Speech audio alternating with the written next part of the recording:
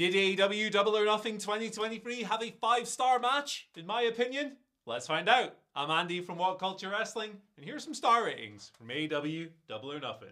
We're going to kick things off by talking about the Blackjack Battle Royal, which opened the card proper. Orange Cassidy coming away, his international title reign still intact, and there was a bunch of fun stuff in here. Commander running the ropes and doing a crazy flippy-doo to the outside. An insane moment where Bandido hoisted a full hole gentleman up, hanging vertical style, incredible display of strength while chaos was erupting around him. You got Ricky Starks eliminating both members of Bullet Club Gold and then getting the ever-loving piss knocked out of him.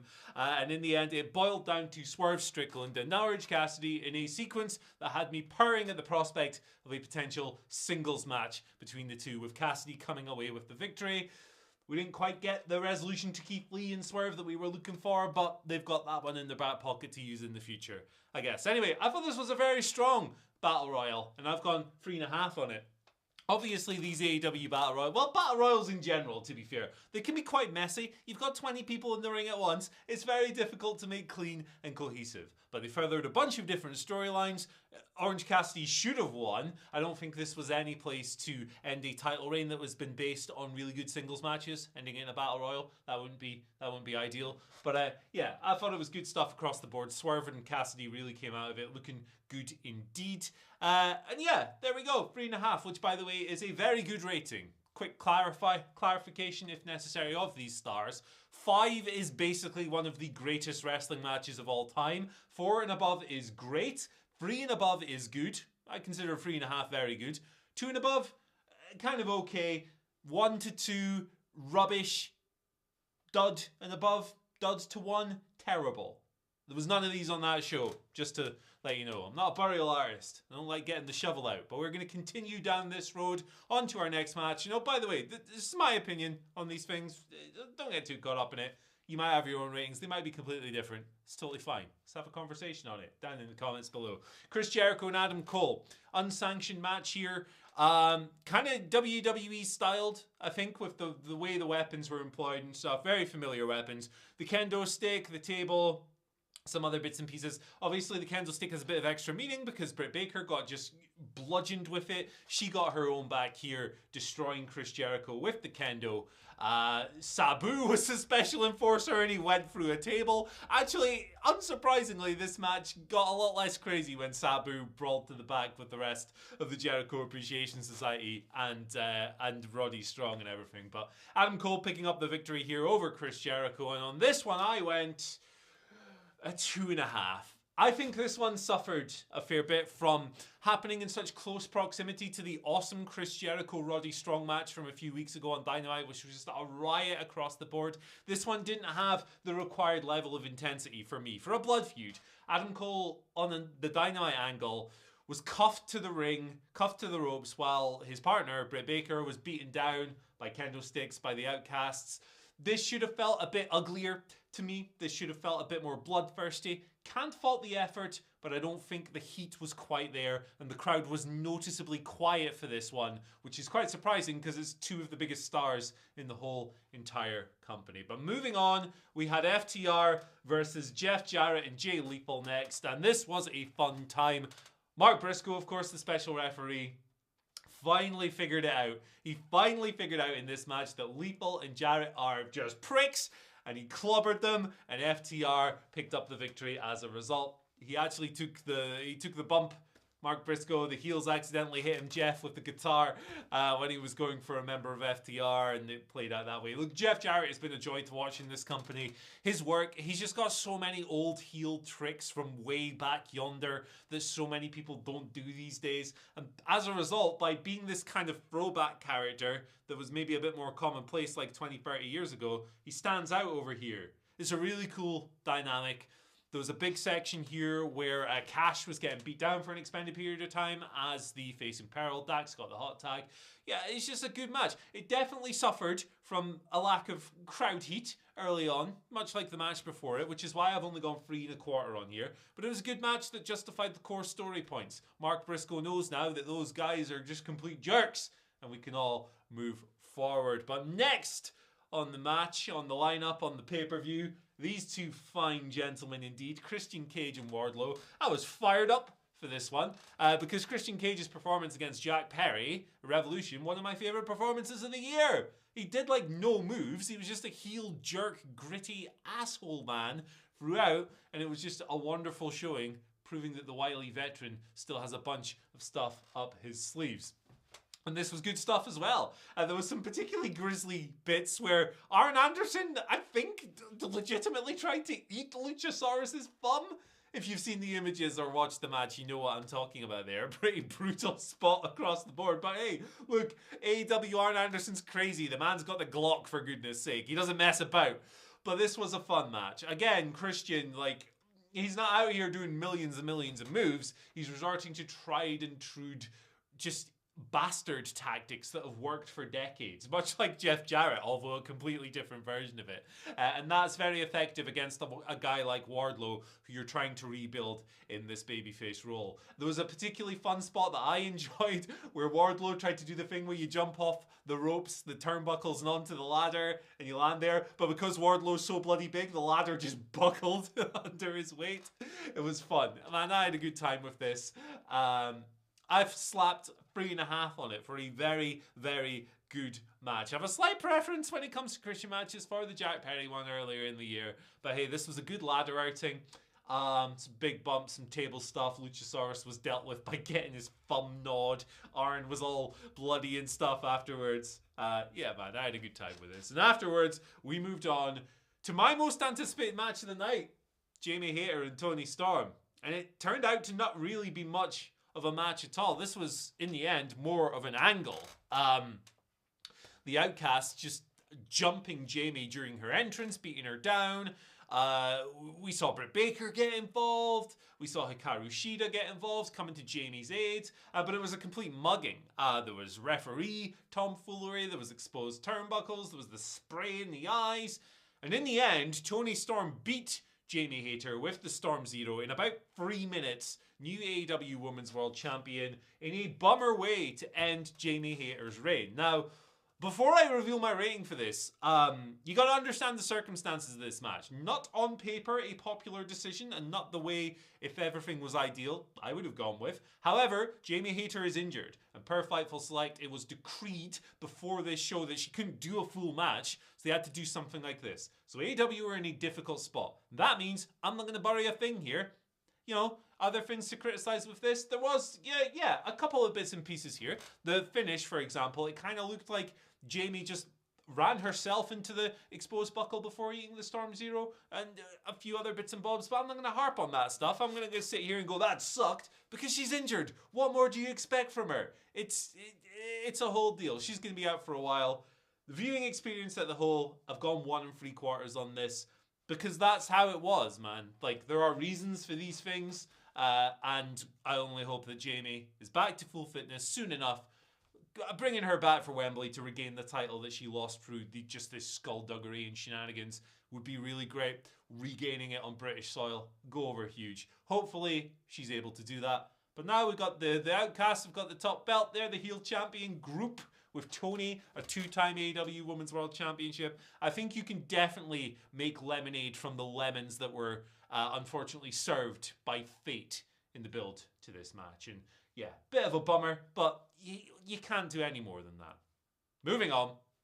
Next match of the night. And it's about this time I was thinking this pay-per-view could really do with an absolute ripper. This could do with a real banger. And usually the House of Black are sensational for that. But they went down a bit of a different route here, and I kind of appreciate that. They didn't just give you fireworks with big spots and cool visuals and stuff. Obviously, you get the lighting. That's a cool visual, in my opinion. But this was kind of like a story-driven match. It was an open challenge, and I think everyone knew it was going to be Daddy Ass and the Acclaimed facing them. And so it transpired. But yeah, this was all about, like, Anthony Bowens selling and just being really great at that. And, like, holding his knee and, like, it buckling beneath him when he was trying moves and building sympathy the old-fashioned way. And I thought all the wrestlers involved did a really good job. A couple of great sells for the Fameasser, man. Like, Brody King spiked his own head into the mat and went over like a redwood. And then you had Buddy Matthews towards the end, kind of going just completely limp, two completely different types of sell, one after the other, both awesome. And then in the end, the House of Black retain the trios titles for this fun story-driven match, 3 1/4. Good stuff. Good match.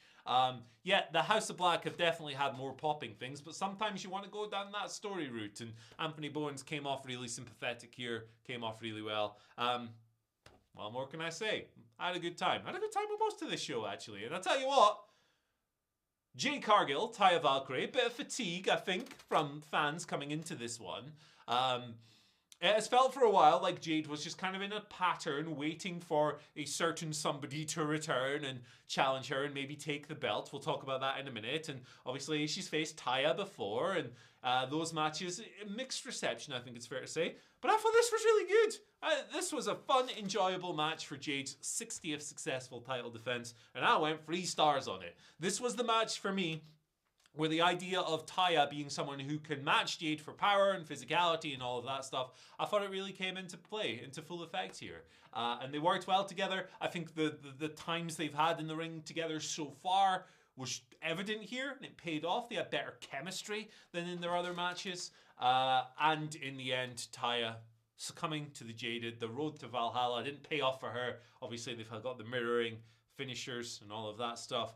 But that silly sausage, Mark Sterling, after the bell, man, he just had to get on the microphone and he just had to say that Jade will fight anyone at any time, but there's no one left. He just had to be that smug asshole because this happened immediately afterwards. Chris Statlander showing up for the first time in, like a year after her knee imploded last year and it was horrible. She's the TBS champion. What a fun angle this turned out to be. Not really a match, right? I mean, technically it was a match because the bells rang and there was a result, but more of an angle. Again, just a quick flurry of moves and urgency. Statlander obviously coming out hot. Jade going for, she got the pump kick, she went for Jaded, but she couldn't hit it, and Statlander eventually put her away with the big bang. We have a new champion. This lasted about 30 seconds, so NR, no rating, not putting stars on this, but as an angle, as a development, this was great. This was fantastic. First of all, it's just really nice to see Statlander back after another serious knee injury. She'd been reported as the person who was probably beating Jade for ages, and it transpired this night. I think she's a great wrestler, a wonderful person to build this division around as well. Jade's going away for a little while now, according to Fightful Select. I think that'll be good for her character. Refresh, just re-energize, refocus, come up with something new. We'll take it from there. 60-1 now, Jade Cargill, new TBS champion, big development. Moving on, however, and we had the World Championship, the Pillars match, the Fatal 4-Way, these fine gentlemen, MJF, Jack Perry, Darby Allin, Sammy Guevara. I'm going to sneeze. It's not arriving. We'll get to that when it comes. But yeah, match of the night so far for me, comfortably. Let's just get straight to the rating, shall we? Boom, 4.5. There we go. Excellent stuff. I have a little spreadsheet where I mark down all of my favourite matches of the year. This will have a nice orange hue to it to signify how good it was. 4.5. Look, the build to this, not everyone has been madly in love with it, but this match kind of reflected the idea that these guys are like mirrors of one another in the way they've climbed the card, with MJF obviously at the top. They were just so perfectly in sync with each other throughout. This was, it had fun popcorn moments, it had moments of great synergy, guys just tying each other up in submissions simultaneously, all 4 of them in like a big circle of bodies. The power bomb or suplex thing by a Jungle Boy. Was it Jungle Boy or Sammy Guevara? I can't remember. But flipping the other 2 dudes off the top rope onto MJF.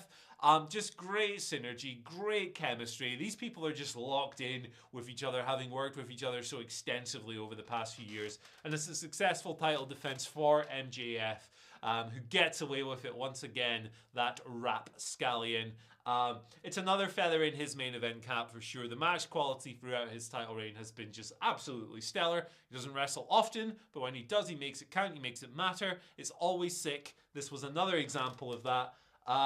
And from there, we move on to the main event. You're wondering, Anarchy in the Arena. How can we outdo the first one? How can we outdo the magic of Wild Thing playing and Chris Jericho cutting it off, even though he's the ring entrance guy? Like, the irony of that made it so beautiful.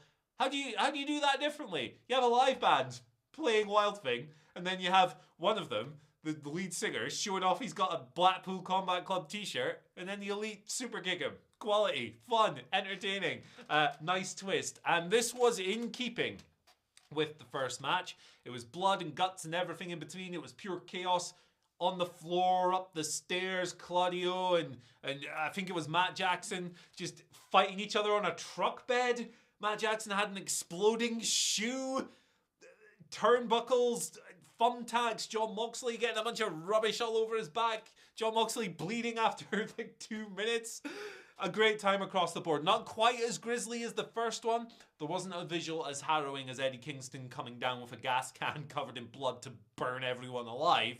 But this was awesome. This was just pure carnage, pure chaos. 4.5 stars that are covered in skulls and blood and stuff. Of course, the big twist was Konesuke Takeshita turning on the Elite and aligning with the Blackpool Combat Club. Don Callis seemingly aligning with the Blackpool Combat Club as well.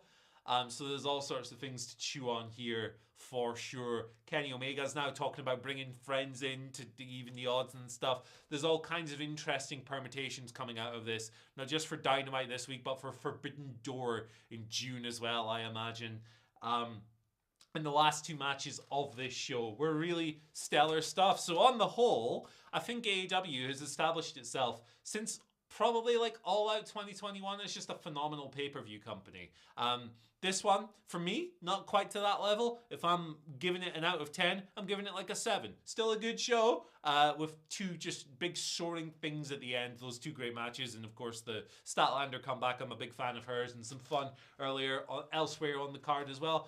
But yeah, not quite as consistently hot and high as some of the other ones. Still an enjoyable show, however, and I'm keen to know what you think down in the comment section below. As always, these things are just opinions. So, hey, listen, I thought the main event was 4.5. If you thought it was 5, I love that. In fact, I wish I did, because I want to enjoy everything to that level. But hey, here we are. It's just how it works.